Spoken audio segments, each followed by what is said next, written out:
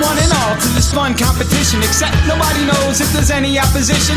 Face so friendly, smile disarms, everything's good, no cause for alarm. Cause I'm like you, and likewise the same. But for you this is work, and for me it's a game.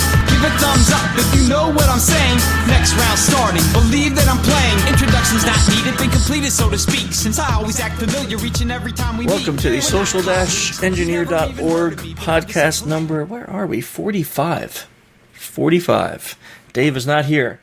You're going to be all sad. Everyone's going to be writing and complaining because Dave missed yet another podcast. His excuse this month, does anyone know what his excuse is? He's in Norway, is he not? No. He's in Ohio. Not as sexy as Norway. He's speaking he's teaching a class, isn't he? He is doing a keynote speech at somewhere in Ohio. So that's his excuse for missing another podcast. So and he just gave us the promise, I'm not missing anymore. I'm never going to miss a podcast again. But everyone should be excited. We have replaced Dave, this podcast, with someone way better. And that is Michelle Fincher. Hey, Michelle. Hey, how are you? You're the Dave replacement, which means you have to say all these really horrible jokes. No. You have to be annoying. And play Bruce Hornsby. Yeah. I was going to say, and something about Bruce Hornsby from what I've heard. Yeah, Bruce Hornsby. Right. It's going to be confusing. I think it's going to confuse people because Michelle sounds exactly like Dave. Yeah. I've been told that, actually, yes. So, the thing is, Michelle and I have known each other for ages. No way. For a very long time. Ages. And actually,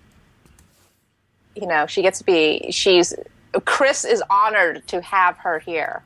I am very honored, not only to have her here, my relationship, but she is my wonderful employee because of Ping. So I'm honored to have her as part of the company and part of the podcast now. Yes, you actually still owe Ping a really nice dinner. I do. As I recall, yes. I do owe Ping a lot more than a nice dinner. But we'll only have that chance at Vegas, maybe, if we actually all end up together there. So, what's going on this month, guys? What's happening in your world, Jordan? We'll start with you, since we never do. Yeah, because he was gone last time, so he has to tell everybody what he was up to. That's right. What have I been doing? I mean, I was in North Korea, and then I went to the Philippines, and I almost didn't come home. Why's that? Phone. Whose phone? That was mine. Probably. Oh, Michelle is like Dave. She interrupts the podcast with all sorts of weird noises. It is on silence now. That is epic. So yeah, I was in North Korea, and then I went to the Philippines, and I almost didn't come home. And everyone goes, "Oh, because North Korea, blah blah blah." I'm like, no, because the Philippines was so awesome, I almost just stayed. It was awesome. I don't know if anybody out there has been to the Philippines, but it is just madness. It's really cool. Yeah, and actually I have quite a few friends, like 4 or 5, who are in semi-retirement or are retiring there because it's so awesome. I would retire there. For one thing, everything is like $1, and you're getting hosed anyway, but you just don't even care. Because people, like, at first you start to, like, argue about things, and you're like, no, this should be this much, and this should be that. And then you're like, wait a minute, this doesn't even matter because it's so cheap. You just stop arguing. And it's fun, and the women are nice, and the food isn't that bad, and it's just like really just so cheap, and the weather's always warm, and there's resorts everywhere and beaches everywhere. It's awesome. There's not a whole lot you can't love about the Philippines. I have some friends from the Philippines, and they always say how beautiful it is there. I've never been, but they always tell me how beautiful it is. I should go visit the place. Yeah, it's really fantastic. Like I said, I was there for a couple weeks, and I was almost like, to hell with my real life. I can live here. Because you can live like a king there for like, $20,000 a year probably. Yeah, but couldn't you work there remotely? The time difference is pretty heavy duty. I could. The time difference is pretty heavy duty though. Because 15 hours leaves me like 4 hours in which to make phone calls to the United States, which theoretically should be enough, but kind of isn't. The other problem is the internet doesn't work so awesomely over there most of the time. So you're kind of like, oh, I'm going to use Skype. Oh, just kidding. I can't even connect to like Facebook right now. So your vacation spots seem to involve places where technology just ceases to exist. Yes. Like North Korea. Or is not allowed, yeah. Which, by the way, I want to thank you for that postcard that's probably going to get me arrested from North Korea. Jordan sent me a postcard with from North Korea, by the way, with a North Korean missile held in the hand of a North Korean military officer crushing the American flag. And it got a nice eyebrow raise and comment from my post lady about the friends that I keep. So you're welcome. Yeah, thanks. I really appreciate that. But it was the thought that counts. I'll remember that when I'm in Gitmo. Yeah, no problem. You'll be like, I swear, I didn't know. Yeah. But you did know, because I got your address from you before I left. But I asked you what it was, and you just said, don't worry, you'll love it. Oh, really? Yeah. When you said, I want to send something to you and Dave, what's your address? I'm like, what is it? Here's my address. And you're like, don't worry, you'll love it. Ping hasn't gotten hers yet. I haven't, but Jordan was kind enough to send me a pair of blue beetles. Oh, yeah. They're not from the Philippines, but they're super awesome. So Jordan gave you bugs. He gave me bugs. Gave you bugs. Yeah. He knew my brain and my heart and got me bugs. Usually when I give women bugs, they're angry at me. Yeah. You know? That's probably the PG, wrong podcast. Great. Ping, what's going on in your life? Things at Acument are going super, super well. I am still building out the education practice, and it's a long-term goal. But I'm pretty excited about some of the opportunities I have coming down the pike. And Black Hat Content Review Board for the briefings, 450 submissions, and we, the review board, are going to try to get it all done in the next 2 weeks. Yeesh, 450. How does that compare to the previous years? It's on par with what we had last year, and every year before that, it just steadily grew by about 20%. Yes. So, yeah, it's huge because I think we only have about 100 slots at Black Hat for the briefings. Wow. So you gotta cut 350 people. Basically. That stinks. And it's really horrible because there's a lot of really good content, and a lot of people put effort into it. I mean, obviously, there's always 10, 20% that are like just inappropriate, or just badly submitted applications, so you just kind of cut those right away. But the rest of them, it's going to be really tough. This actually sounds like a good job for you, like where you get to read people's whole life stories and then crush their hearts. It is, but at the same time, I'm not unfeeling because I have had to listen to the crying of crushed hearts. And I know what it's like to work really, really hard and have really, really big hopes because, Black Hat's such a big premier event, and then just be submitting year after year and not get selected. I've had angry people, actually, when I worked at Black Hat, email me like, what the hell does it take to get a speaking slot? And all I could think was it's a little bit of luck, but really a super great content. Yeah. And unfortunately, you'll a lot of times get crossover where 4 or 5 people who don't really know each other are submitting on the same topic because that is just a hot trending topic. And then you have to make that decision. And those people will then email you and be like, but I submitted on the exact same one and you picked this other person. And you're like, man, it's tough. That hurts. Tough. Yeah. It does. But yes, I will say that I enjoy seeing all the trends and the topics and reading the technology. But what's really hard for me is the crushing part. But I don't have to put the, you've been declined button anymore. Ah, so your name's not attached to this. You get to crush them and just do it from a distance. Exactly. Before, I was actually the person that went through and hit all the decline buttons. 350 times. It sucked. Yeah, that does suck. Yeah. Yikes.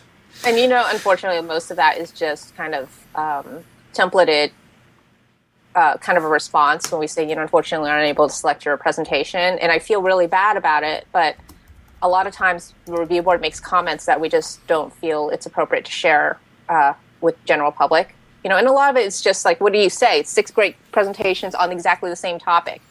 We rolled the dice and kind of picked one, the one that we thought sounded the best. But the difference in sounding the best might have just been someone included a white paper versus the one that didn't, or someone had a better abstract, or someone had a better outline.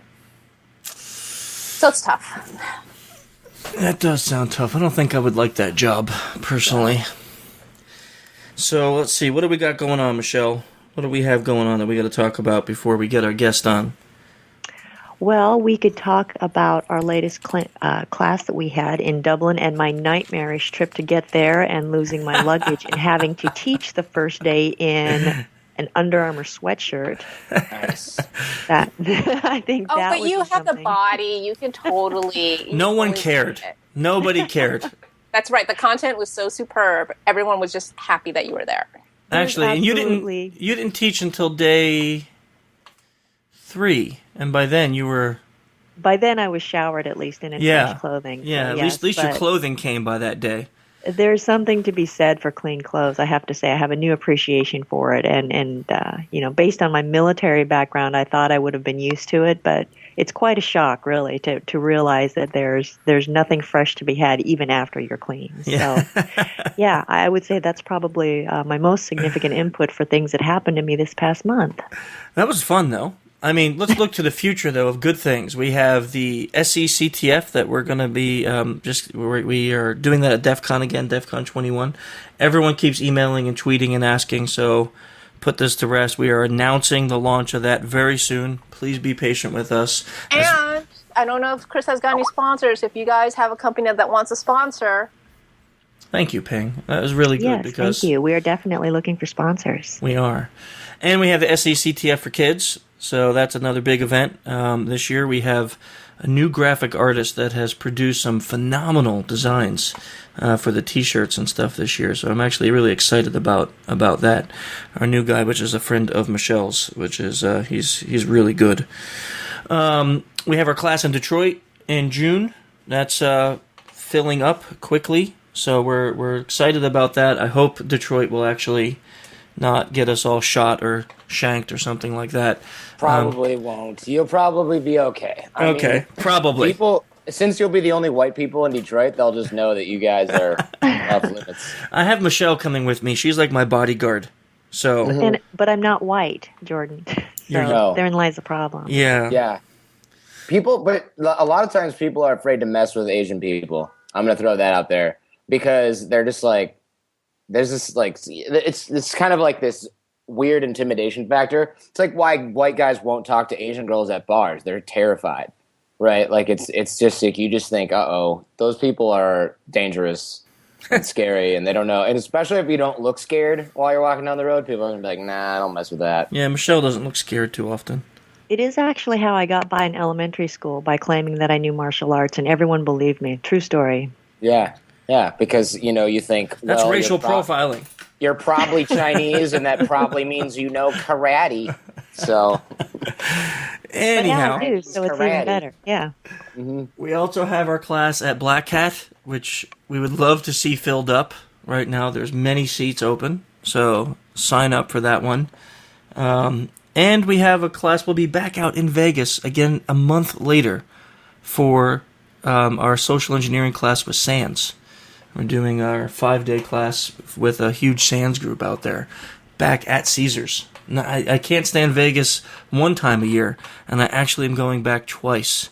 So that will be hours of family fun. What else do we got? Any other trainings going on? We're going to Japan this month.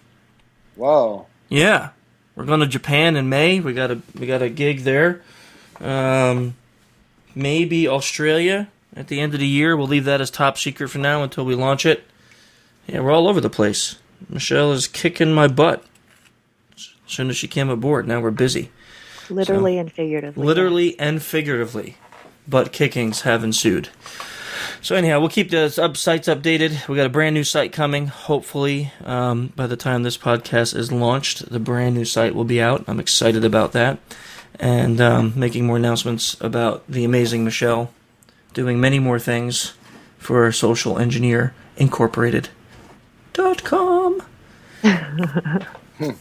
Let's see, our guest. I love our guest, by the way. Jenny Radcliffe. I've known Jenny for a couple years now. She reached out to me after my first book came out, and she was a fellow student of Dr. Ekman. And she took the skills that she learned and started a company called Negotiation Intelligence. So she actually started her career with helping people get an upper end on negotiations through nonverbal communications. and now her business has expanded, and she does not only the negotiation part, but actually sometimes even hostage negotiations and things like that, using not only negotiation skills, but nonverbal and micro expressions and things like that. Figured she'd be perfect to get on the podcast. So I'm going to see if I can get her in now, and then we'll start our conversation with her. Okay, we have our guest on with us now, Jenny Radcliffe. Nice to have you with us today, Jenny. Nice to be here. So, as you know from our previous discussions in the podcast, one of our favorite topics here on the podcast is nonverbal communications. So it's kind of nice to always have a like-minded person come on that sees the value in understanding how to read body language and facial expressions and things like that. How is that used in your field? Well, I mean, the whole reason that I got into the field of negotiation was because I was sent out when I was really young. I was working for a couple of big American firms, and we were negotiating in China. And the problem is I can't speak Chinese. And so I'm asking questions. And the thing is, in negotiation, it's a situation where lies and bluffs and exaggerations are sort of acceptable. So I could see that people were telling me yes, but I knew that they meant no. But I just didn't know how I knew that. So I figured in the end it was probably something to do with their body language. And I started reading up on it and sort of self-educating, because back then, it's about 15 years ago, oh no, maybe more. Back then, there wasn't really great material out there on body language. Yeah. There wasn't accessible material. So a lot of the articles that you'd read were too simplistic. You scratch your nose, you're lying, that type of thing. So I self-educated myself and into finding out as much about it as I could, because if you can't speak the language, you need to use the other channels that you have available in terms of interpreting what someone means. So I figured if I learned what some gestures meant, got some cultural expertise behind me, and started to learn what I was seeing in the face, then maybe I'd have a leg up on other people in those negotiations. So I guess it started from there. And now, because negotiation is a situation where it's like poker, you never put all your cards on the table to begin with. And certainly that's not the sort of current view, but it's the view that a lot of people take. It's good to know when someone's bluffing or when you can push a bit more. So one of the things that maybe you said that piqued my curiosity, you started to teach yourself. How did you actually go about that process? Oh, God. Back then, because... And I'm going to sound so old, but there wasn't the internet. I just started looking for any book I could buy, any article I could find. I've got a lot of links with universities over here, so asking if there were people in communications or in, business schools. I was doing my first master's degree. And just sort of talking to people and reading as much as I could. And I now realise that a lot of what I read is, like I say, was wrong. But I was reading people like Desmond Morris, anthropologists, just trying to find out what it meant. Mm-hmm. Now there's too much. It's too easy to read. To flood yourself. But yeah, that's for sure. So after you started to educate yourself, and then it sounds like, just from our conversations, you got some more formal education. You went through some training with people like Dr. Ekman and things like that. Well, what Paul Ekman has is he has the Paul Ekman Institute and the Emotional Intelligence Academy, which I am so lucky, because the Emotional Intelligence Academy is like 25 miles up the road from me in Manchester. Mm-hmm. Not Manchester, US. Yeah. Manchester, UK. And they started running courses, which are available in the States, and they started running these courses. So I went on a couple of those. And now I'm actually part of a pilot group doing a master's degree in an Ekman-based master's, which again is like in a university just 30 miles from me.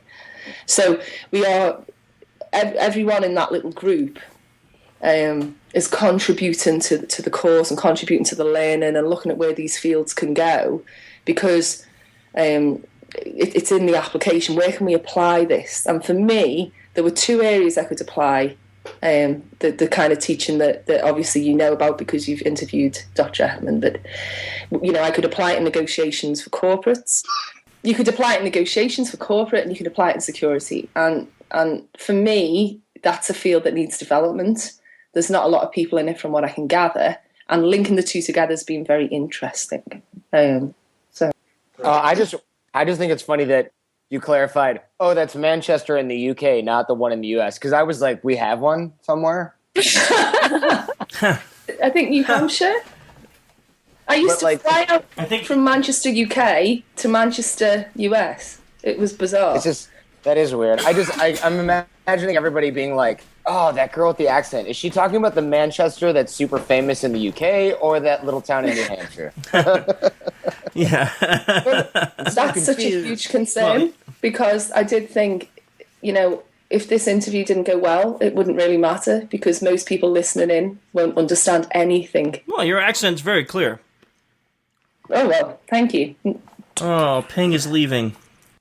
No. Yeah, sorry. Sorry, mate. It's all right. But I'm going to listen to the podcast after he releases it so I can get all the goods on you because I was really interested in getting all your secrets, your deep, dark secrets. Oh, yeah, sure. I really, it's a shame you got to go. I'm glad to have met you. No, it's easy. Hey, but you're on a landmark podcast. This is Michelle's first podcast. I know, because I didn't know. Yeah. I didn't know you. Yeah. And I kind of I was so looking forward to I was looking forward to speaking to Dave because that man deserves a country estate for the tools that he puts out. You didn't understand any of that, did you? I did. I just got to have Bruce Hornsby. Anyway, no, never mind. So before we went through the whole debacle, because I want to get back on that track, sure. You said something about you were working on linking two things together, and I have a problem now remembering what that was, because I had a question on that. On the training that you do with, what was it, law enforcement? Or what we're trying to do is there is the whole non-verbal and also verbal intelligence work that I'm studying and working on and writing on.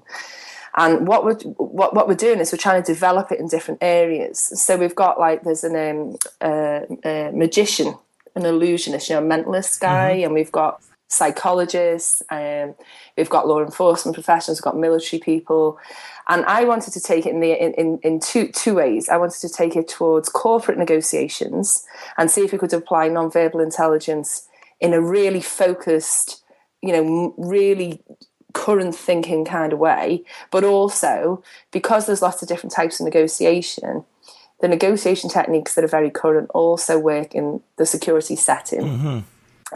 Because in various ways, because there's more than one type of negotiation, there's more than one type of application. So that's what I meant. So how do you see bridging that gap? What's your vision on that?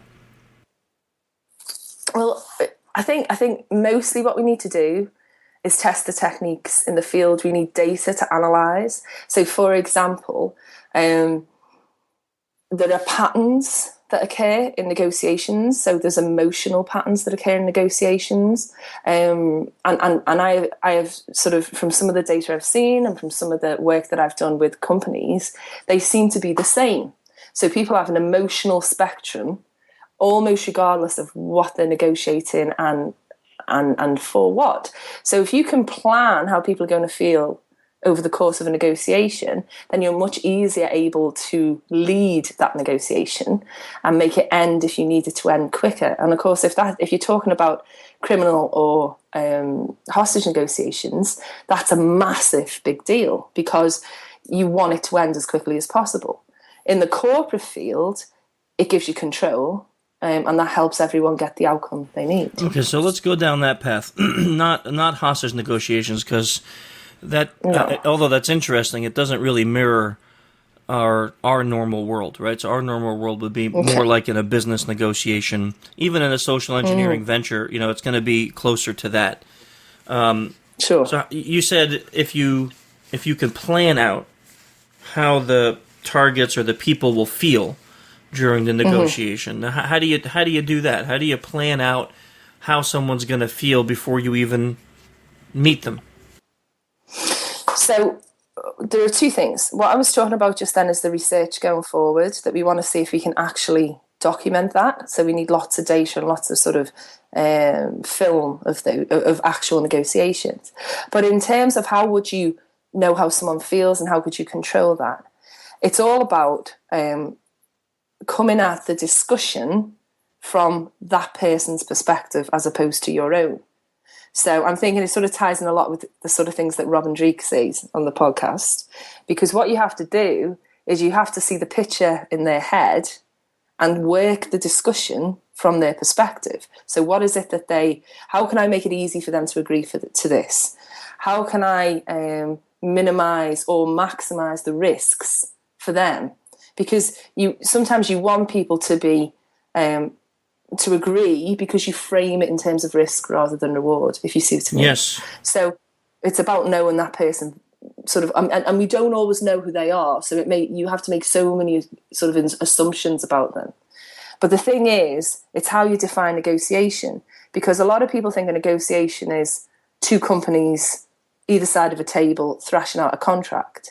But we all negotiate all the time for everything. And what we're really trying to do is say, a negotiation is when two people have different perspectives coming to an agreement. And you can do that better if you understand where they're coming from. So it's really about empathy and seeing what they see. And you have that all worked out before you even start that conversation, preferably.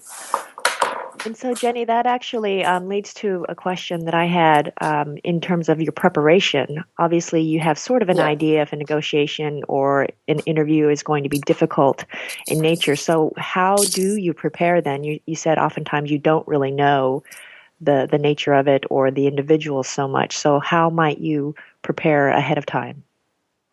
So if I was training people in this, what I say to them is, 80% of the work is done in the planning and preparation, which means, and this would be stuff that's familiar to you guys, but who is that person? Who are they really? What's their background like?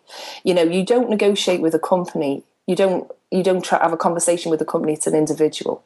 So who are they? What assumptions can I make? So I would negotiate and approach an engineer different than an accountant, which seems very basic, but a lot of people don't flex their style. So I would be looking at those type of things. What motivates the person?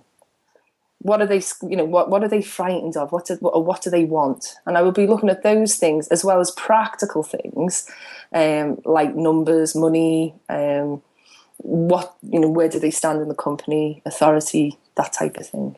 So the preparation is everything, including opening statements, and something that we call a broken record, which is a rehearsed line that we go back to if we feel that we're going off the agenda or there's a surprise, so that you keep them on your agenda all the time. So really, it sounds quite manipulative. And that just depends, and you have to make sure that it isn't. But all of this stuff could be if it didn't come from a good place, Well, I mean, influence and manipulation are basically the same principles. That's just the intent of the exactly right, the intent of the person. So, like everything you said to me does mirror exactly what we do in social engineering, because it sounded like your first stage is information gathering, knowing everything you can about the target, so that way you have a clear idea of attack vectors and approaches. What will work, what won't work, all those kinds of things. And then you tailor your approach based on what the information tells you about that person. Yeah, and your ego is at the door. And the problem is, people don't go into a negotiation with that mindset. No matter what type of conversation or negotiation it is, people don't have that mindset. They go in they talk about win-win or win-lose. And that's the language of the sports field, And it's the wrong approach, because what you're looking to do is maximize the value in this transaction for everyone. So can I get that, sort of, can I get what they need? Can I get what I need? How do I make this different to a win-win or a win-lose situation? And to do that, you have to be very, very flexible and think differently to the way most people think. Yeah, so Robin calls that ego suspension, right, in his book. Exactly. Which is really hard for a lot of, I would say mostly men, but I think everybody, it's really hard for people to do that, to go. Because you're in, because you're in it, because it's a competitive situation, if people realise they're in it. And there's usually stakeholders, other people at the table, that people become very conscious of what we would call the concept of face. So they're very conscious. The term to give face. You can give face, you can lose face. People protect their position and become very stubborn if they think they're going to look foolish. They don't like to retract and flex what they say. So you have to sort of make sure it's framed in a way that it's easy for them to agree with what you want them to agree. And it seems that times, too, maybe you found this to be the case, that people view ego suspension almost as weakness. Like, if you're not always on top, then you're weak. So that would be another barrier to people wanting to use that during negotiations. I don't want to appear weak, so I want to always appear in power. But they need. But that's because they see it as, because there's lots of from sort of 10, 15 years ago, terms in negotiation like win-win, win-lose. Now, clearly a win-win isn't a bad thing, but you need to just lose the idea completely and just stop thinking of it as a competition and just think of it. Look, we have a problem and we need to fix the problem. So the problem we all have is this, or the issue we all have is this. How do we extract the value out of that so everyone's happy, or so that we all do a good deal? And I apply that in lots of different situations. I could choose to, if you like, lose as long as I hit my objectives. It doesn't matter.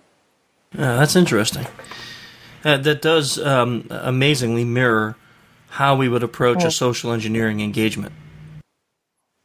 It really does, and this is partly why I knew of you before this interview, because the parallels between, and I'm really 2.0 negotiation, if you like, so the latest stuff coming through, and what you guys talk about, and what is done in social engineering is huge. I mean, they are so close. Can you give us a story or an example maybe that may solidify some of these points, and then we can discuss that? Sure. Good story I use in training. It was the 23rd of December and I was home and I was being a mom, as you guys say. I get a call from a client who is in the entertainment industry, and they had a production of what we would call in the UK a pantomime, a show, a Christmas show. And it was Snow White and the Seven Dwarfs. I don't know if you're familiar with the story. Yes. Yeah, right. And the Seven Dwarfs had decided that they weren't going to go on stage. Not very good. and basically, my client calls and says, look, we've got 24 hours, and it's either a yes or a no. We either say this thing's going ahead or it isn't. And it was a huge, big deal for the client because they'd just been bought by a big US entertainment company, who you would all know, and the US guys wanted to come in and kind of take over. If this thing didn't go well, then they would look really silly, and it just was a big problem for them. Also, there'd been a lot of sort of bad behaviour, arguments, drinking. It'd been a really fraught preparation time.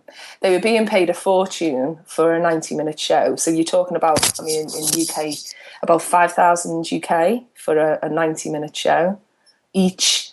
So in that situation, the call I get is, can you come and can you just get them on the stage? And we're not paying them anything. And that was the thing. He said, we are not paying them any more than we've agreed.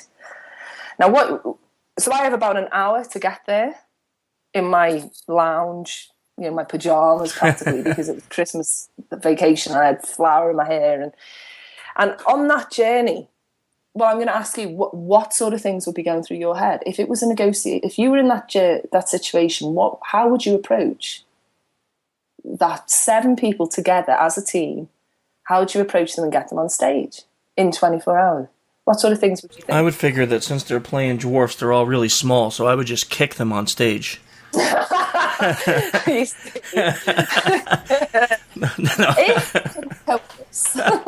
And there you have it. Chris is a bully. Yeah. That's how I get every engagement to work. I just beat people up. I send Michelle in. Michelle, bite. And she goes and kills them all.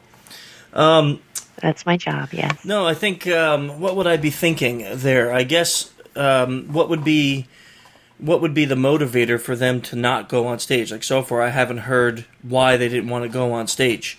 So that would be my first question. What was the change from the day before when everyone was like gung-ho, yeah, we'll do it, and now, no, we're not going on stage? That would be my first question, is to find out the reasons for the disjoin. Right, and that's the approach. And what you have to do is, there are a few things happening here. The first thing you have to say is this a bluff? You know, are they serious, or are they just, you know, do they care? Do they really care about this? I mean, am I going to go then they're going to just cave straight away? The second thing that you have to think about is the why, and I need to make an estimation in that hour I've got as to why exactly this is happening, like you've said. And it's either about sex or power or money, in my experience. And we can rule out the first one. So I'm thinking, is this really about the money? And what you've got to think about is, what alternative do they have? What is the best thing that will happen to them if they don't go on, if they don't agree with me a new figure? And you know, this is economic duress. They're in breach of contract. We could ruin their reputation. They're never going to be hired again. That is a pretty big. They're big stakes. So for a bunch of people to be that adamant and to pull a stunt like that so close to the time, you have to assume that they're serious. Now the thing is, you can't come to that conclusion unless you sort of know a little bit about what motivates people and about, you know, what the dynamic there is. You know, why did they leave it till that time? Well, because it's trying to force a quick decision. And one of the things that's such a powerful tactic used in negotiations is time. So, you know, time, you relate the argument to a time frame. So all this is going on. Yeah, go on. So did they want more money? So I don't see. So it's never about the money, right? It's never about the money. People can usually, or it's never just about the money. People can usually come to a conclusion about money. There's always something else. There's always an elephant in the room. There's something that people aren't talking about. And you need to get to that before you can persuade anyone. So like I say, what you need to think about is, before you can change someone's mind, you have to somewhat be in it. And if you can get inside what they see, you get the answer straight away. And, you know, and sort of, I get there. And then psychological things come into play. So where would you speak to them? Where would you hold the meeting? Oh, that's a good question. So, do you want to use the time constraint that they set as part of your power, or remove it? Because if you want to use a time constraint, you should hold it at the place where the play will be. Well, you sit them on the stage looking out to an empty theatre. And then you use, there's all kinds of arguments. You can use logical arguments. You can use emotional arguments, morality. You know, Christmas Day, it's children, and a lot of them are sick, you know. And they know that. If someone's prepared, it doesn't care about that. It's got to be very deeply ingrained in them. You know, something that's so deep, they care so much about that they're prepared to be immoral.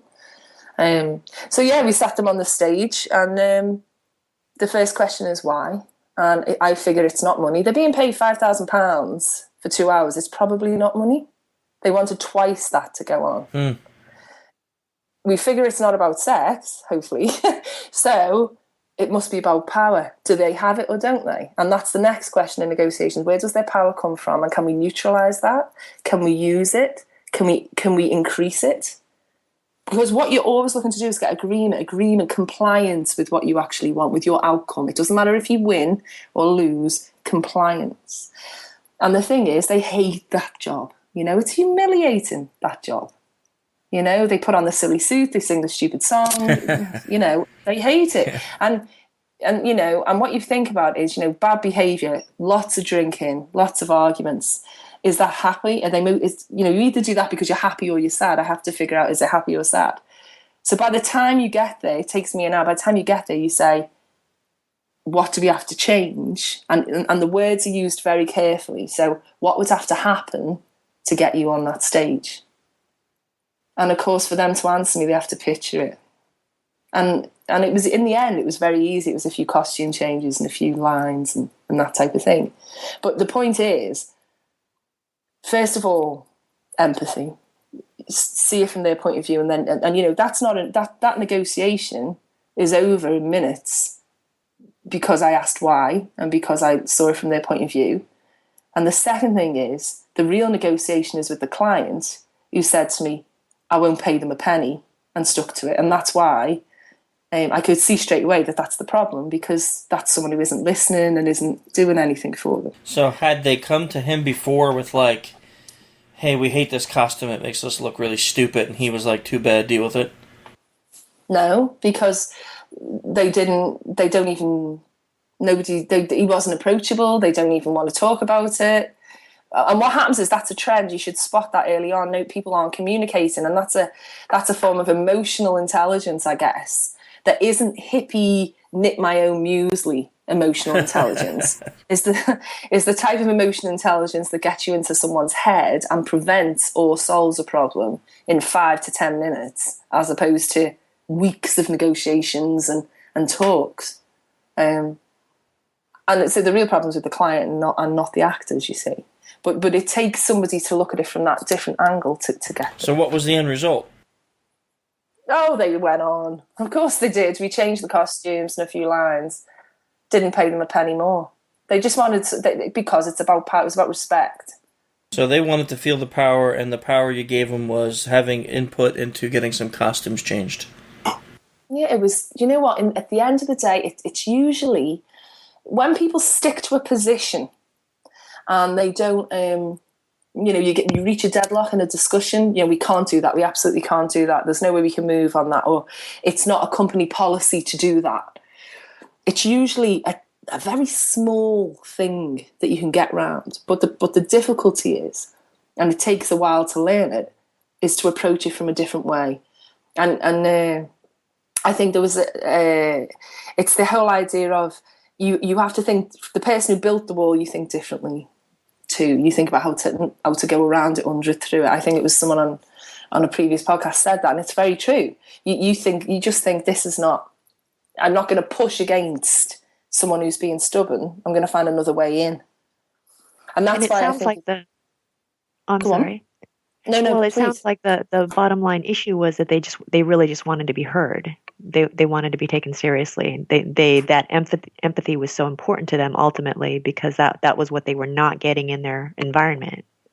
Yeah, because it's a horrible job, and the reason they're paid so much is because they only really work at that time of the year. I mean, it's in that particular profession. But the usefulness about it is that I think that story, what that story demonstrates, is a way of approaching people on a problem to get a quick solution and to get past the barriers that they put up. It's never about what people say it's about. It's always something else. Well, what's interesting, I think, to us in this kind of a story is, on both ends. So you have the guy who owns the company. He's got his agenda, and that's all he cares about, which is the show's got to go on because this is my living. You have the people who are in the play, and you have their agenda, and that was their lack of power, and they wanted to feel something. And because both of them were so focused on their own agenda, there's no movement to a middle ground. So it just comes back to, again, ego suspension and feeling that empathetic response for another person. and then trying to understand their feelings from that angle so you can take an action that would benefit both of them. I mean, yeah, it's basic mediation skills is saying, what are your goals, what you need, and what's getting in the way, and what you need, and what's getting in the way. And what happens is people see, well, if I can't give anything. If I give something, then I'll lose what I need. And you just come at it from a completely different angle and say, well, everyone can be happy here. That you can be smart enough to work out a solution where everyone's happy and where everyone agrees, and where people don't feel as if they've given away too much or that they've lost. But the only way to do that is to take a different view of events, and people never do it. They never do it. They get involved, they take a side, they get stubborn, they stick to positions, and what happens is you just don't get a result. You need to look at it a different way. Does that make sense? It does. It makes perfect sense. And even though it may sound overly simplistic, right? I think in what we're saying, I think on a deeper level, it's not so simplistic to utilize this, because it's not common for the average person to go into any type of negotiation or conversation always thinking about the other person.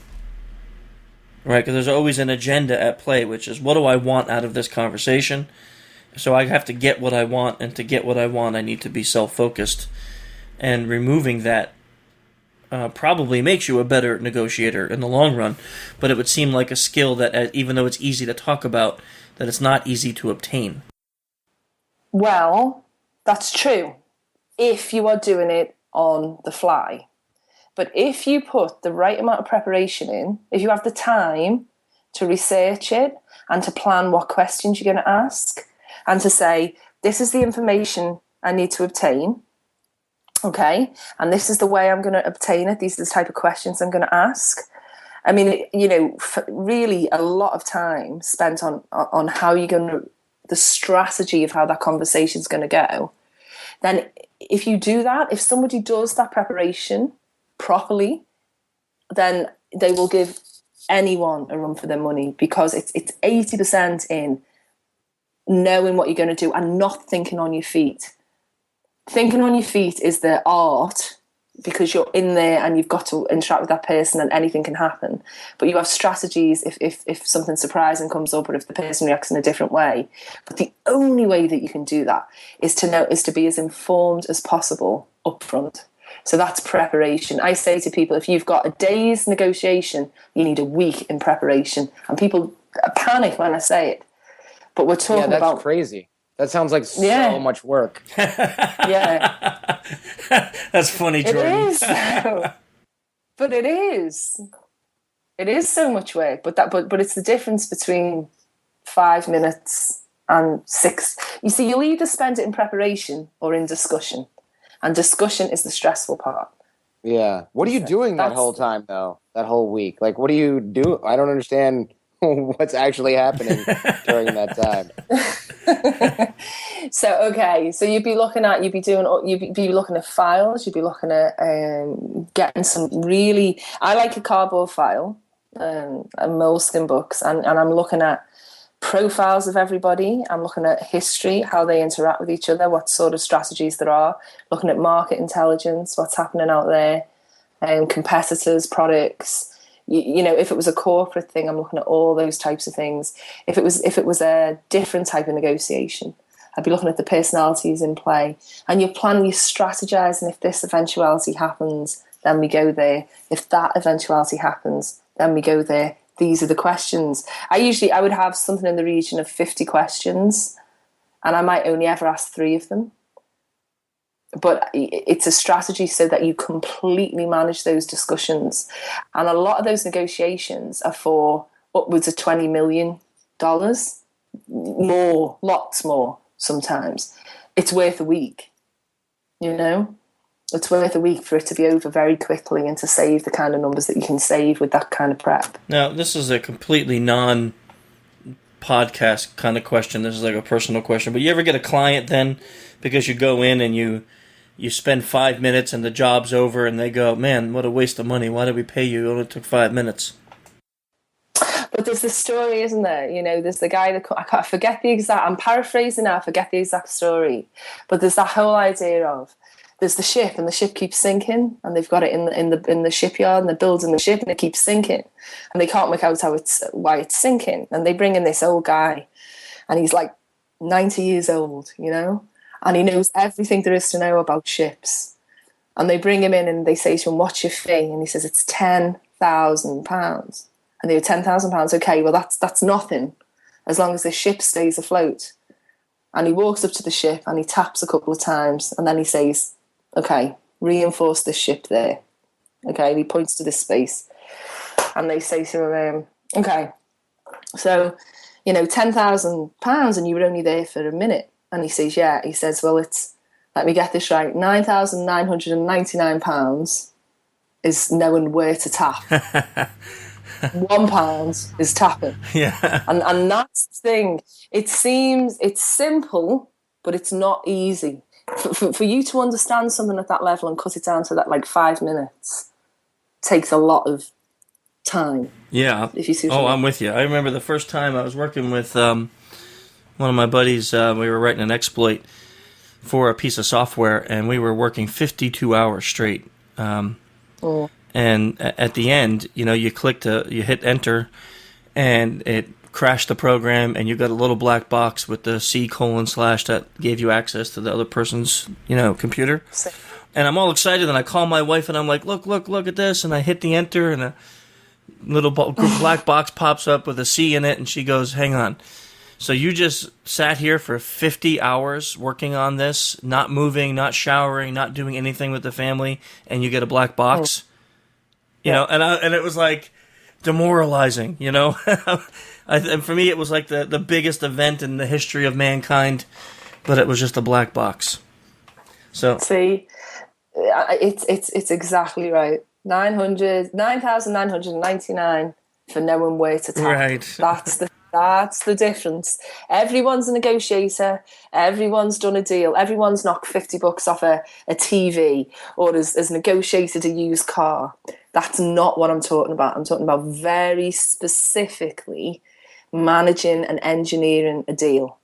And if you do the right amount of prep and planning, and remember, Jordan, it's got to be, you would only do that for a strategic, business critical, or dangerous, if you like, or life-threatening kind of deal. You wouldn't do for everything, but you're talking for a really high-value, high-stakes negotiation. A week of preparation so that you can cut discussions to a day is worth every penny. Yeah, that makes sense. So have you ever talked to competitors of the person you're going to be negotiating with and be like, "Hey, have you ever met this guy?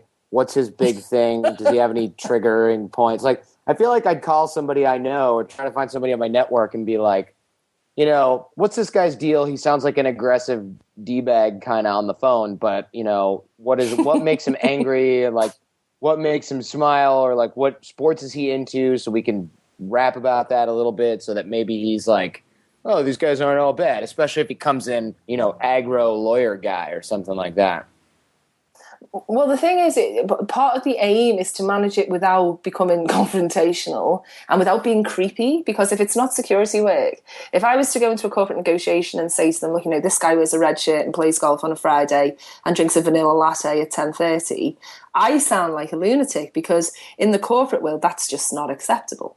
So a lot of it. So that's funny, because that's exactly the kind of stuff we need to know. We do in security, right? But it's not what you do in a negotiation, at least not overtly. That's funny. But yeah, it informs things, and people. The thing is, I don't need to. I can make some assumptions. I can find out what I need to find out online in a very similar way that we would in a security context. But people tell you everything you need to know very quickly after you meet them anyway. So as long as you've got, what you're actually doing when you meet the person is confirming assumptions, informed assumptions that you made when you actually meet them, based on what they say and what they avoid saying as well. Because that's the thing. If there's this huge elephant in the room and they don't talk about it, it's a huge tell, So you've got your assumptions, you've done your research, you think you know about the company and the person, not on a creepy level unless it's security, blah, blah, blah. But then 3 minutes, speak to the person, what do I get from them? Am I right? Was I right? Which bits were right and wrong? And then I work with that. And that's why it takes a lot of time, because I have to have several different scenarios planned before I go. Do you see what I mean? Mm-hmm. No. No, I said yeah. And Jordan said, I think that combined, it sounded like a no. So, how does this kind of, I hate to use the word stuff because it sounds so, I don't know. How does this apply when dealing with cross cultures? Do you take a lot of time to learn about people from different cultures if you're going to be negotiating in a different country, or just with someone from a different country in your country? Does this play a factor into your style of negotiation, or what you'll say, or how you'll say it? Sure. I mean, you can never be too polite or too humble, and you need to think about where you're negotiating and what's acceptable. But the thing about it is that cultural awareness is something that it gets blown out of all proportion. I mean, I was speaking to a guy from a huge international corporation, and if I'd have told him to shave an eyebrow off because that was the protocol in the country he was negotiating with, he'd have done it because is that what we do? Is that the way in? And the way in is nearly always being mindful of people's differences and of being, as careful as you can about that. But then just being assertive and knowing what you want and going in and sticking to what you want. And that would be true whether they knew that or whether they didn't. There are cultural differences in terms of non-verbals and in terms of how people will present their position to you. We call it display rules. With the acting and stuff, it's called a display rule. So, sometimes people will cry. It depends on how expressive the culture is. So, if you're in Italy, with my family's from Italy, so if you're from Italy, people are very much more expressive than they would be in, say, Japan.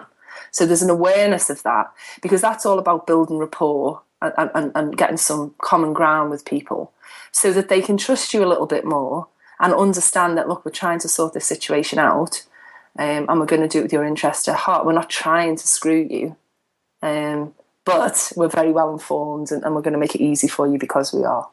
And I think that's the thing. You don't blow culture out of proportion. Know a little bit and be polite. But I've been all over, and people are forgiving of someone who makes a mistake, which is a genuine error, as long as they see they're trying to understand. And we're not just going in being English or American or Australian and going in as if we're in New York or London. We're going in a little bit mindful of where we are. Then people are forgiven, in my experience. So, do you use some of that, though? Like, as far as building a common ground would seem like a good idea in negotiating or something like that. So would you use cultural differences or your knowledge of a certain person's culture to make them feel closer to you? Because it's like, oh, if I know your cultural habits or the proper greeting or the proper way to handle a business card or something to that effect, you break down that barrier automatically, that it's like, I took the time to learn this about you. Well, actually, the tactic I most often use is the idea of reciprocation. And what I reciprocate is my uncomfortable feeling in that situation. So a little bit of self-deprecation, self-deprecating. So I'll say, I hope I did that right. Did I do that right? I'm trying to get that right. But I sometimes make mistakes, and people are very forgiving of that. And what happens is, because you've let your guard down a little bit and you've become a little bit less formal, I hope I did that right. Then they let their guard down a little bit, and that eases the relationship side of things and the rapport. And that has to come from a very sincere place. But I often say, or I'll say, I have a really strong accent, and I'm trying to stop that. Is that okay? And what happens is people think, oh, she's not so bad. she's made a mistake. That's not so bad. And people generally want to help, and they want to solve the problem for you. They want to make you comfortable. Most people, not everyone, but most people. And if you go into a situation and say, look, I'm really trying to be polite, but I'm not. I've learned a little bit, but if I make a mistake, I don't want to offend anyone. That people go out of their way to reassure you and to show you the right ways to do things. And actually, from a social engineering point of view, I think you'd agree, that is very dangerous. Because suddenly you're trusted because you don't know, you're a bit clumsy and you don't really know what you're doing. And, am I allowed to go down here? Did I say that right? Oh, sure, and you become less threatening, and that's dangerous because the trust level goes too high sometimes, I guess. I'm not saying that I exploit that, but you know what I mean from a security perspective. Yeah, no, it's actually an interesting point. I mean, this is similar to what Robin said a few times on our podcast and in his book, is that using things like self-deprecation and ego suspension does build trust very quickly, because people feel like, wow, if he's willing to say the words I don't know or please help me, then it's obviously someone who we can trust because he's not a bad guy, kind of thing. Yeah. And in negotiation, there's like a million tactics to do that to people, to get people to drop their guard. I mean, things like, I'm going to have to bring my boss in next time because I just don't have the authority to clear all of this. But from my point of view, that sounds fine.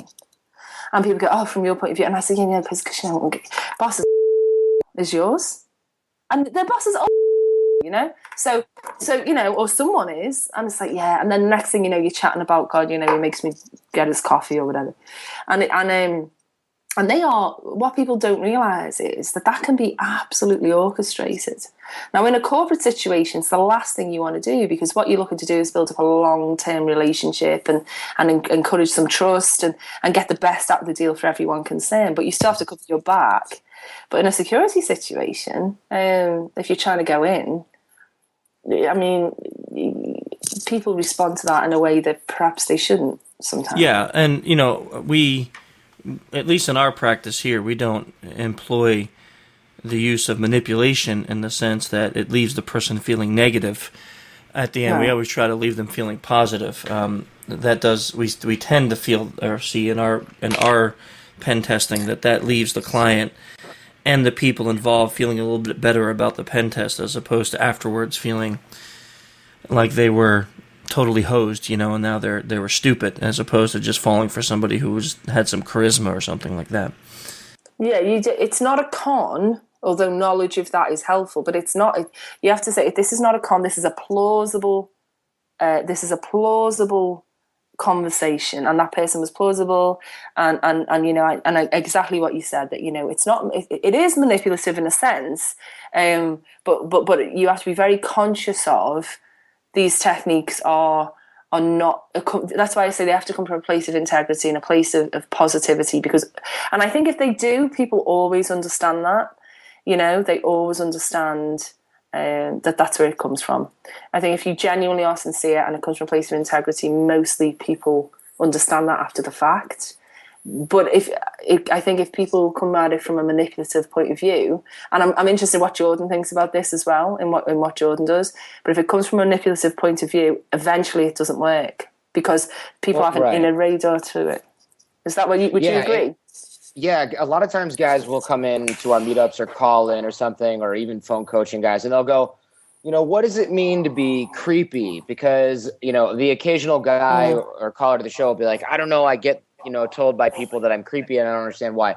And the reason is because their body language, vocal tonality, eye contact, something's incongruent, right? So when they're incongruent and when you're incongruent, or for example, if you're that really, really nice guy, but really you're doing it just to get people to like you, there's those tells that go, all right, this person's not who they say they are. And the way that I've read a narrative actually that was about a guy in a prison who was like a psycho sociopath killer guy, whatever, and he's like, he killed tons of people at a hospital, like while he worked at a hospital.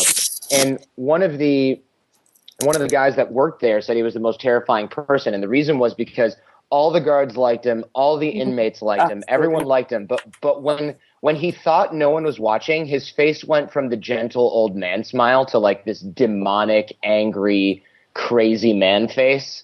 And so like his and that's a scientific conclusion. Right, that is the technical definition.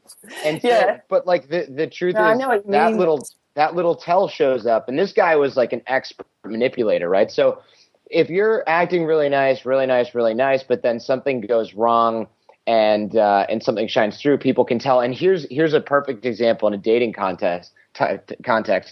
A lot of people go, well, what's a red flag you see on a date? And we always say, watch how they treat the service people that are at the restaurant or the valet, especially if something goes wrong. Because, this guy, you go out with this guy and he's super charming and he's really nice and he's sweet and he picks up dinner and you're thinking, oh, this guy's great. And then the waiter brings him like a steak that's medium instead of medium rare. And he goes, come on, man, what the hell? Like, how hard can this be? What's your problem? Your job's not that hard. And then you go, whoa. What the hell? He's being real nice to me, but he really let that guy have it. Or the valet takes too long, and he starts to get angrier and angrier and angrier. And you go, this veneer that I'm seeing is just that. But when it comes time to somebody else who he doesn't want something from, he's like a totally different person. Then you start to see those little tells. And when you're manipulative and when you're not really coming through with a pure agenda, like you're really incongruent, that'll start to show through. And then once people are tuned into that, you're sunk, because then they don't see you the same way, and they don't trust you. You're still right. I mean, there's the superficial charm. First of all, I couldn't agree with you more. And the thing is, if it's coming from a bad place, it's a lie, and a lie cognitively. So it's so hard to maintain for any length of time. And so what happens is you leak what you really feel. You're right. You leak it. So it has to come from a good place. And what I would say, just to add to what you said, which I think was great, but what you said, the way to be almost instantly connected with people and to get great rapport with people and get people to like you and trust you is, number one, to have firmly in your mind that you'll never betray that trust. That's the first thing. And the second thing is to believe that everyone is interesting, that everyone you meet is an interesting person. And that is a very big thing for a lot of people to grasp. But to be interesting yourself, you have to be interested in other people.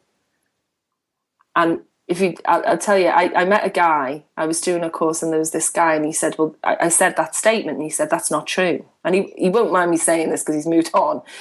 He said, that's not true. He said, I'm the most boring person you'll ever meet, which in itself is quite interesting, I thought. But anyway, and I said, what do you mean boring? And he said, well, my job is very boring. He says, I only buy tiles, right? And I only buy a certain type of tiles, and that's all I'm interested in. Nothing makes me passionate. Nothing makes me angry. That is it. Now there's a conference right there, but I was like, wow, but that makes you an interesting person. I mean, how did you get into that? And he said, well, I did this, and this, and I wanted to do it, and I wanted to be a designer, but I wasn't really good at design, so I got good at noticing designs, and and in the end, it's very interesting. But to get to that and to get people to open up like that and to trust you, you have to be genuinely interested in them as a person. And I find that almost everyone you can create that trust and that rapport with if you approach it like you are an interesting person. You have stories. There's a story inside everyone. I just want to hear it, and when I hear it, we're gonna get on great. And even if you don't like or respect the person, you can enjoy the story, and that's something that I find very, very helpful. And then I walk away from it, and it's hard to detach then, because there's the job, and then because it's come from a good place, I actually genuinely am interested in that person.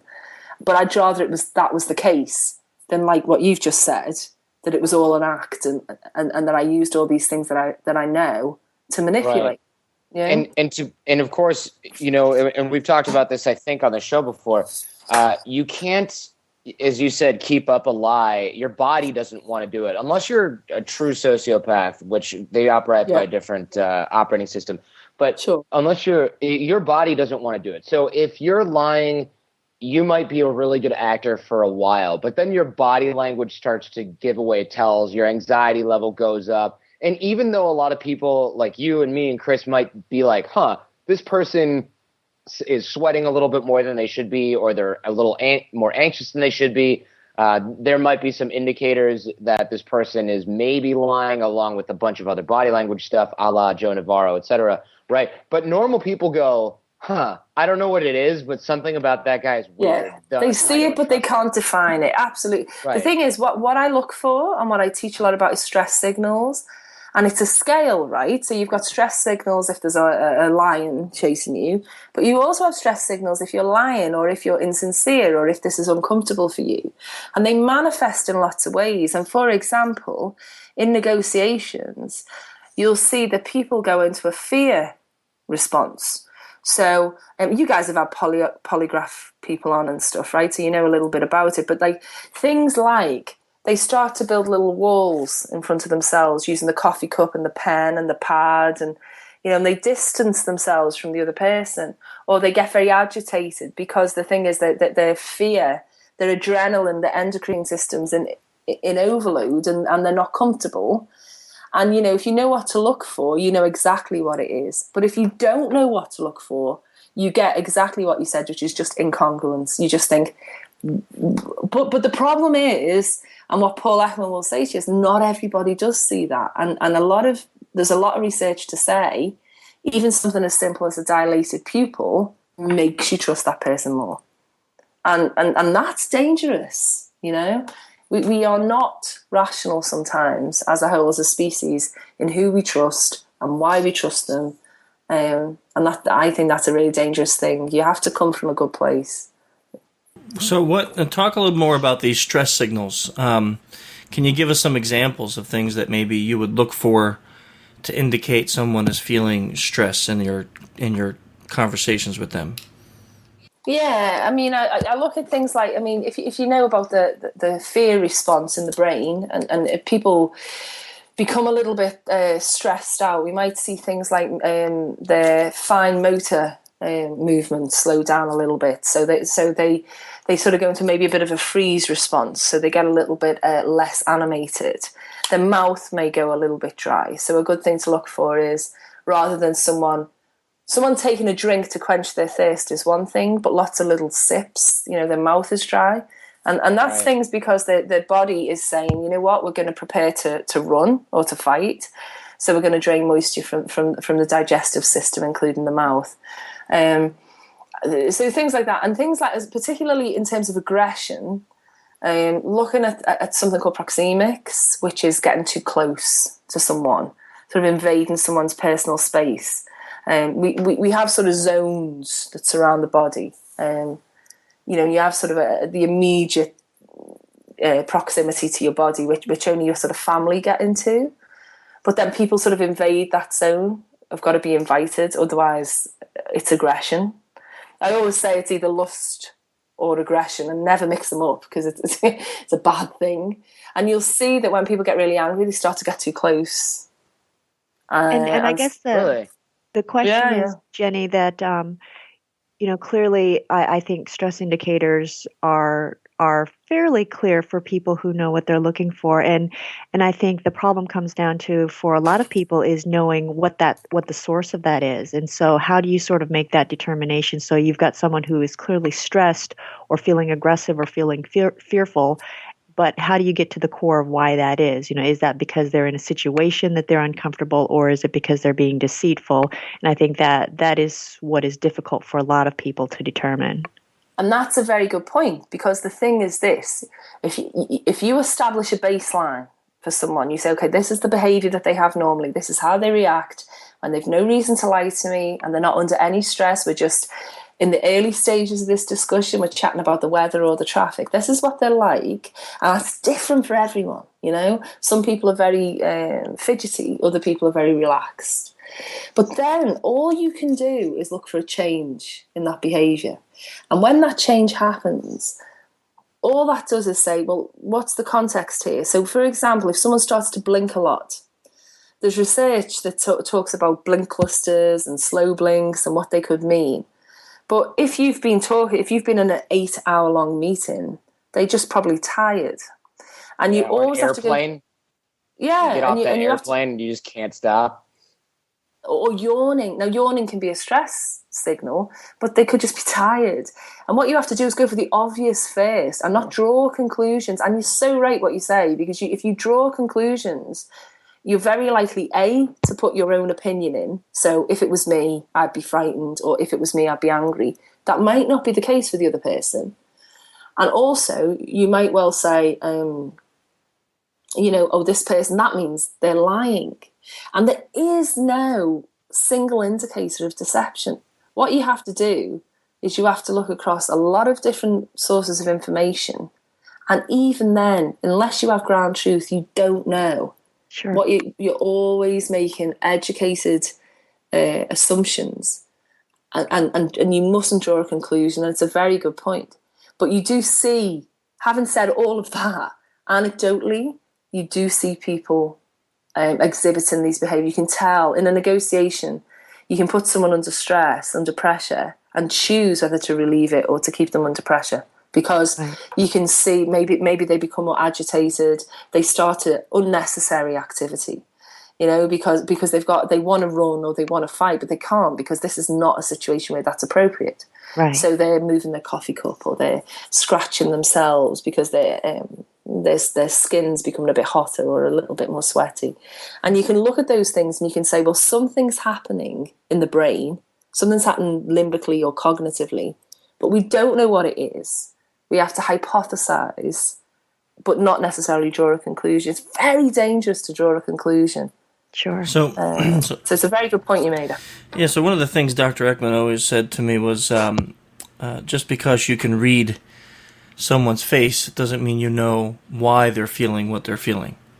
No. Now, no conclusions. When it comes to body language, though, are there any indicators that always mean discomfort without a baseline? Because, like you said, it's nice if you can get a baseline, but if you're approaching, I'm thinking from a security aspect now, not negotiations. If I'm approaching the front desk and my goal is to get past this through into the building, are there any indicators that I can look for that would right away say, hey, this person's not feeling too great about my presence, or not feeling too great just about anything, not labeling it on something, but some signs of discomfort that are always there? Well, the thing is, the short answer would be no, because everyone's different. So there's some people who are just naturally, you get people full of nervous energy, and so they would always look sort of agitated and be off their seat, and that could just be how they respond. But the thing is, you don't just read their non-verbals, you read their verbals. So again, with the right preparation and planning, the right question is either going to calm people down or throw them off. And in that situation where I've got no opportunity to look at a baseline, and you usually have something because you wait a few minutes. Classically is you just need a few minutes to observe them doing their job normally. So, a call on the phone, it's not really a call, but a call, and they're just watching you, and you just see what you're looking for is a change to their behaviour. And is that, what does that look like? What's the context of that? Is there a reason that they're agitated? Were they agitated before? And in that situation, it's very difficult because you shouldn't draw conclusions. But what I would say is, in my experience, people are either comfortable or uncomfortable. They're either confident or not confident. And you can usually see that. And what I would do is I would ask the question. And so I would use the empathy thing, and I'd say, the exact line I use is, you look the way I feel. and then I don't say anything else, and I nod my head, and they'll say, right, and what you do is you repeat that, right, okay, And what happens normally is, that gives you a whole load more information, because they'll either smile and go, oh, God, or they'll go, go, right, okay, then I'll be quick. So that's why I say you need that planning there. to try and draw out of them as much as you can draw out of them. And you'll find that if it's just they're just agitated because they're busy and the computer's crashed, that's one thing. If you think it's in reaction to you, it'll be directly in reaction to what you said, and it's contextual. And if you think that's the case, engage them as much as you can, because then you'll get more data. The more information you can get, the better. Yeah, this is an important point because I think it's been iterated by many of our guests that either deal like with the polygraphers or with Robin, or we had Joe Navarro on, we had Dr. Ekman on, now yourself. So it's a point that I like to have the guests make over and over and over again, because it's easy once you start learning these skills to kind of feel a little powerful, right? To be able to look across the room and see if someone is feeling comfortable or uncomfortable, or to see if someone likes you or doesn't like you. There's a sense of power there, and it's easy when you have new people learning this to take it too far and think that, well, since I know this about you, I know a lot more about you than I really do. Exactly. So it's a good point. And even Dr. Ackman won't say, I would say he does. From what you know as much as anyone could possibly know. But the thing is, you can call it wrong. And for all the training and all the years I've done this, my 4-year-old daughter can fool me every time. She can fool me to the point where we rush her to the hospital at Christmas because she says she's put Lego up her nose, and actually she just wanted to play with the toys in the hospital. I'm sorry, that's terrible. I didn't get it because you have a blind spot where your family's concerned. Kids are natural liars. I'm sorry, but that is a really great story. Yeah, she basically said on the way home, I saw something in her face and I hadn't seen it throughout the whole trip. And I got in the car on the way home and I said to her, "Did you really put Lego up your nose?" And she said, "No, Mommy, but they have great Lego at the hospital." That is just an epic story. Yeah. Well, I didn't shout at her or beat her senseless at all. Yeah. I'm kidding. But yeah, so you can't. It is something. What it does is it informs your diagnosis, it informs your performance, it informs your decisions, but it is a part of a toolkit that is much broader. You don't rely on it. It's just information. It's just information. Yep. Valuable, man. This has been a really, really great call. I appreciate your time coming on the podcast. Oh, it's a total pleasure. Big fun. Yeah, you and I have been talking for a couple years now, so it's been kind of a long time coming to get you on the podcast. So our listeners like a couple things, if we can. First, do you have any books that you would recommend? Because we have a lot of listeners that read a ton, and they always like to look for maybe a book or so that the guests will recommend that maybe has helped you. Okay, I have on my website, which is, I'll give you at the end, but I have a book club, basically, because there are so many that I would recommend. If you like Ekman, okay, Dr. Paul Ekman, if you like Ekman, read Sylvan Tompkins, because Sylvan Tompkins was Paul Ekman's mentor. And this guy was eccentric and brilliant. And so... But they're all on the website, so I have reading lists. There are 3 things I'd recommend. Read everything you can that Paul Ekman has ever written, and look at his website, because if you go to their Emotional Intelligence Academy, they've got courses. I think there's courses come up in New Jersey now, and it's getting bigger and bigger. I would also say, in terms of negotiation, there's a great book called Negotiation Genius, which is it's Malhotra and Baserman, but it's all on the website on my reading page. Excellent. And that has got a lot of this stuff in it. And also, there's a book by, and I don't know if anyone spoke about it before, but a book by Daniel Kahneman, which is called Thinking Fast and Slow, which is all about cognitive bias and the way that your brain fools you into thinking certain things.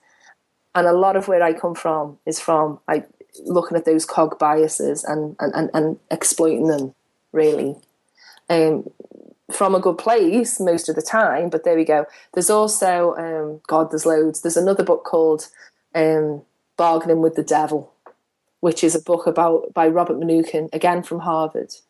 And he's all about really, do we negotiate with really bad people, and great case studies. And he gives you his view and people who disagree with him's view. I say we should have negotiated, maybe we shouldn't. And that's very helpful. Anyone in security will love that book. That's excellent. Those are great suggestions. So if people want to see the full list, or especially, there's two things that our guests will look for is A, your Twitter, and B, where they can find out more about you on the web. So website is www.negotiationintelligence.com. And that gives you, it's quite a wordy website, but that gives you the sort of 5 areas that I look at when I talk about persuasion and negotiation. And then there's the Twitter account, which is Jenny, Jenny _Radcliffe. And then the other place to find out stuff about me is LinkedIn, because that's where a lot of my reviews are, and there's a lot, and that always is sort of changing. So I'm on LinkedIn, and you'll see me there. So. Jenny, I can't thank you enough. Really? Oh, no, it's been a pleasure. I love talking to you guys. I just miss Dave. Yeah, it's a shame. He promised us last time he'd never miss another podcast, but he planned some speech, and I guess the speech was more important than us. It can't be more important than the Radcliffe. Come on. That's what I said. That's what I told him. But, I wanted him to play me Bruce Hornsby. Oh, dear Lord. I'm devastated. No, don't be devastated. That's okay. Bruce Hornsby is not that great, so. But Jewel Core is, and that's my That's favorite. right. We love that guy. Jewel Core is the best. Yeah, it is. My kids love that song, man. They say I'm a regular guy all the time. Yeah. That's excellent. Well, Jenny, we're going to have people check you out on the website. I'm sure they'll be making good use of that reading list because, like I said, we have a lot of people that really love that. And not a lot of our guests have an actual planned out reading list, so that's kind of cool. So thanks for that. Total geek. And read books geek. And we'd love to have you back again and keep informed with what's going on with you. And you have courses that you teach, you said? Sure, there are some. There are some on the website. There's some advanced stuff, and there's courses that focus more on the security, social engineering type of thing, as well as crisis negotiations. They can look at the details on that, and if they just ping me through, I'm real easy to find. And we can come into companies. I do a lot of talks. There's a couple of TED Talks out there I've done as well, so they can find me. I'm easy to find. Excellent. Thank you so much. We will talk. Thank you so much for asking me. It's been a real pleasure. We'll talk to you again soon. Okay, Chris. Take care. Bye. Thank you, Jenny. Thank you. Great to meet you all. Bye. Bye. Bye-bye. Okay. Okay. Well, another successful podcast. I love this topic.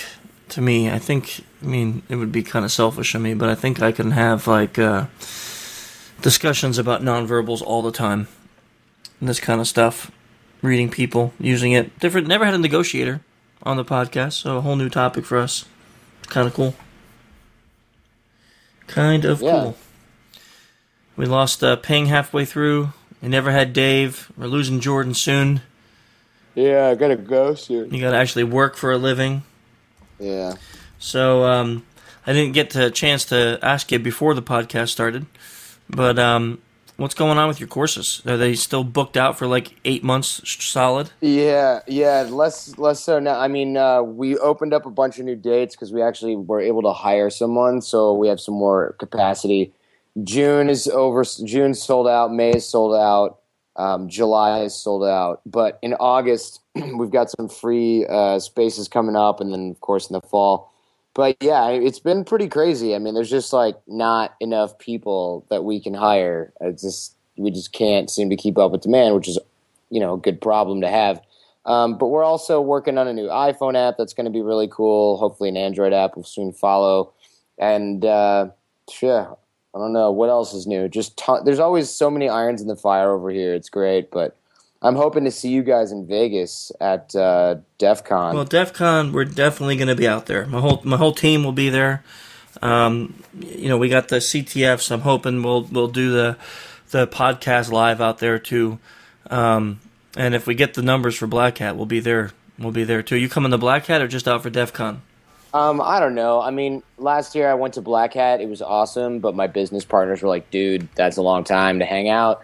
And that's true. But, this year I kind of went to North Korea and the Philippines, so I don't know how much time I can take away from the summer. But I'm so close to Vegas being in LA that there's a good maybe I'll just be crazy, drive out there for a Black Hat weekend, see everybody that does the Black Hat thing, then drive back the following weekend and do DEF CON just, a few days. That way I have my work week here in LA. Well, everyone that will be at, unless you know others, but everyone in the group that will be at Black Hat will be at DEF CON too, like Dave and Nick and Ping and now Michelle. What about Troy? Trey should. I don't know if I never. I just called him Troy. You did. It's okay. Because I grew up in a city called Troy, and also because Trey's white, and I don't feel like Trey is a white guy name at all. It just doesn't sound like a dude, like a jockey dude name. I don't know if he does DEF CON. That's a good question. By the end of Black Hat, he may be so brain dead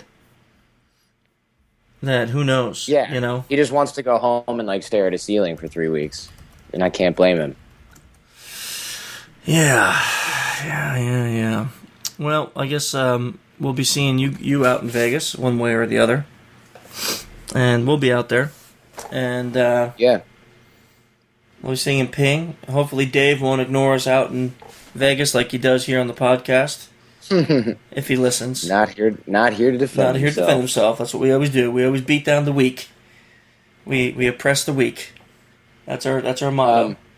We got a lot of new podcasts out here at Art of Charm as well, so guys can find that. If they go to theartofcharm.com or search for pickuppodcast.com, there's the 200 hours of free stuff and counting that we put out. So if guys are just like, man, I'm so sad this podcast is over, I want to listen to 200 more, I got your back. 200 more, though, but there's only one of those that have me on it, so... Right. And you've never had Michelle on. That's true. Yeah. That's true. Yeah.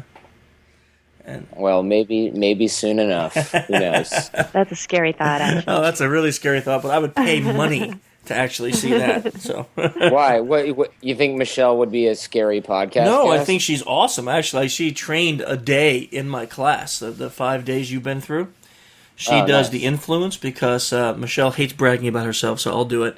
She's got a master's degree in psychology, and she was a professor for the Air Force Academy. Yeah, so she's like... And I know Kung Fu, so, I'm like a triple threat. So she's... That's like that. That's that Chinese karate, isn't it? It is. So she's ridiculously awesome, and she taught the influence day at the class, and even got one person to rate her higher than me. He's still bitter about that. I'm not bitter. It just hurt a little bit, but I'm not bitter. I mean, we put the rating system on the survey sheets, and they rated Michelle. One person rated Michelle higher, and it's a little painful. We'll take the physique category off the evaluation form. I've never put that on there, dude. Never. All we have to do is put you in hose and some heels, and you're set. Set, yeah. That is terrible. Yeah, I will probably never do that, and I'm sorry I even brought that one up. Thank you, Jordan. You're welcome. Excellent. So, in closing, I'm glad Jenny brought it up. But if you like the music on the intro and outro, you want to check out Dual Core at dualcoremusic.com. I believe we may even have some new music coming soon, but we'll just we'll see when that happens. You can check us out at social-engineer.org and social-engineer.com. Just keep in mind all of our training events that we have coming on. We had a lot of people asking us for updates on those things. So we have Detroit in June, Vegas in July, Vegas again with Sands in September. And that's all we have on the dockets right now. There's some others coming, and then look forward to 2014. So you can follow us on Twitter at Human Hacker or the corporate Twitter at SOC Engineer Inc. You can also follow us on Facebook. And what is that now, Michelle? That is facebook.com/sociengineerinc. Awesome. See, I didn't even know that. I never do that one, but I figured you're here, and that's your domain. She runs the whole show there. That will let everyone follow us there. On IRC, we're on the irc.freenode.net network at channel social-engineer. So keep in touch. Thanks for all the emails and the feedback we get from you guys each and every month. We love getting those emails, and we love having the conversations too with the listeners. So we'll talk to you guys next month. See you. Conversation banter. Really, I'm just probing while I'm listening for answers. Sure, there's plenty policies, but no one follows standards. Thanks to all the folks who come to work with different lanyards. Mag strike, watermarks, all your ARFID tags, but no one's really looking at my counterfeited badge. Even still, though, there's not a chance to see. You can tell by how I walk, I've got somewhere else to be. Cause I'm confident, like I'm in a hurry, like I've got work to do, like I'm going places. Welcome one and all to this fun competition, except nobody knows if there's any opposition. Face so friendly, smile disarms, everything's good, no cause for alarm. Cause I'm like you, and likewise the same. But for you this is work, and for me it's a game. Give a thumbs up if you know what I'm saying. Next round starting, believe that I'm no signal, my battery is finished. Hey, could I go and use your phone for a minute? Thanks, yo, I had to make a call to play it down while my rootkit exfilled your data to the cloud. Plain to stall, stand appalled, gotta take my time scanning all your systems, the ones you didn't wipe. Scamming y'all, I got terabytes of drives. Cannonball in the dumpster when I dive. Black and white, all the info with the details. And what type of person really prints out emails? Still intact, all the sentences and questions. I mean, paper shredders really aren't that expensive. Yep, we want it all, the kit and caboodle. It's not that impressive, I just know how to Google. Found the CEO with the social network name, sir. Nope, it's dual core, we're just leveraging the framework. Welcome one and all to this fun competition, except nobody knows if there's any opposition. Face so friendly, smile disarms, everything's good, no cause for alarm. Cause I'm like you, and likewise the same. But for you this is work, and for me it's a game. Give a thumbs up if you know what I'm saying. Next round starting, believe that I'm playing. Welcome one and all to this fun competition, except nobody knows if there's any opposition. Face so friendly, smile disarms, everything's good, no cause for alarm. Cause I'm like you, and likewise the same. But for you this is work, and for me it's a game. Give a thumbs up if you know what I'm saying. If you know what I'm saying.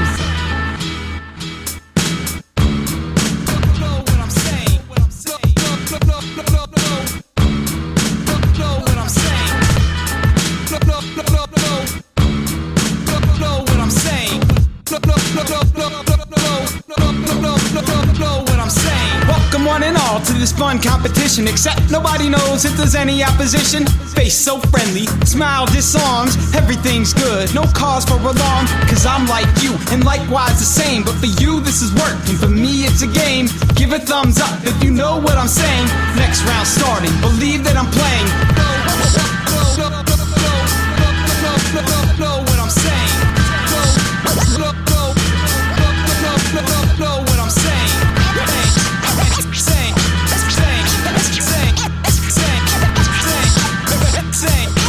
Give a thumbs up if you know what I'm saying.